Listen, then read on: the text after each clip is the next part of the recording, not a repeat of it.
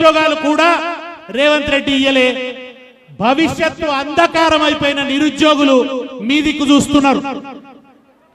ఇందిరమ్మ ఇండ్లు కడతా అన్నాడు. ఇందిరమ్మ ఇండ్లు కట్టుడు మాట ఏందో గాని హైడ్రా పేరు మీద ఉన్న ఇండ్లు కూలగొడుతున్నాడు. ఇందిరమ్మ ఆనాడు కట్టించిన ఇండ్లు కూడా ఇప్పుడు రేవంత్ రెడ్డి కూలగొడుతున్నాడు.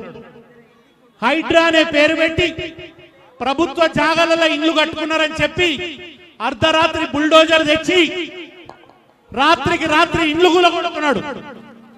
ఆ హైడ్రా బాధితులు మీదికి చూస్తున్నారు. రేవంత్ రెడ్డికి మీరు గుణపాఠం చెప్తారా చెప్పరా అని 6 గ్యారెంటీలు అన్నాడు. అమలు చేసిండా? 6 గ్యారెంటీలు అమలైనాయా? నెలకు 2500 ఆడపిల్లలకి ఇస్తానన్నాడు. వస్తున్నాయా? వస్తున్నాయా? ఎవరికైనా?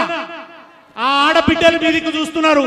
ఈ ధోకేబాజీ రేవంత్ రెడ్డికి జూబ్లీ హిల్స్ బిడ్డలు గుణపాఠం చెప్పాలి, బోరబండ బిడ్డలు గుణపాఠం చెప్పాలి అని చెప్పి ఆ ఆడబిడ్డల మీదకి చూస్తున్నారు. ముసలవ్వలు పాపం తాతలు వాళ్ళకు కూడా ఆశ పెట్టిండు. గుడ్డి కొంగలో ఎదురు చూస్తున్నారు పాపం. ఈ రేవంత్ రెడ్డి 4000 ఇస్తా అన్నాడు. 2000 కాదు 4000 ఇస్తా అన్నాడు. ఆ ముసలవ్వలు తాతలు మీదికి ఆశగా చూస్తున్నారు. మీకు ఒక అవకాశం వచ్చింది. ఇవాళ రేవంత్ రెడ్డికి చురుకు పెట్టే అవకాశం మీకు వచ్చింది. వాత పెట్టే అవకాశం మీకు వచ్చింది. కర్రు గాల్చి వాత పెట్టే అవకాశం మీకు వచ్చింది. బిడ్డ రేవంత్ రెడ్డి, నీ పరిపాలన బాగలేదు. నీ 6 గ్యారెంటీలు అమలు కాలేదు. నీ తిట్ల పురాణం వినడానికి జూబ్లీ హిల్స్ సిద్ధంగా లేదు. నీ పరిపాలనలో హైదరాబాద్ ఆగమైపోయింది. రియల్ ఎస్టేట్ కుప్పగూలిపోయింది. బతుకు తెరువు లేకుండా పోయింది. ఎవరి చేతిలో పైసలు ఆడతలేవు, వ్యాపారాలు నడుస్తలేవు. నిన్నకు అక్కడ మెడికల్ షాప్ పోతే ఆయన అంటున్నాడు, సార్ 30% బిజినెస్ పడిపోయింది సార్ అంటున్నాడు.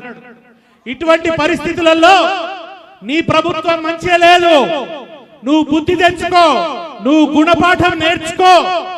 ఇదిగో నీ పతనం ప్రారంభం అవుతున్నది. తిరిగి మేము బీఆర్ఎస్ నే తెచ్చుకోదలుచుకున్నాం. నీ పరిపాలన వద్దు మాకు అని మీరు ఒక సందేశం పంపాలంటే ఈ ఎన్నికలలో ఏం చేయాలి? కారు గుర్తుకు ఓటేయాలి. గులాబీ జెండాను జూబ్లీ హిల్స్ గడ్డ మీద ఎగరేయాలి.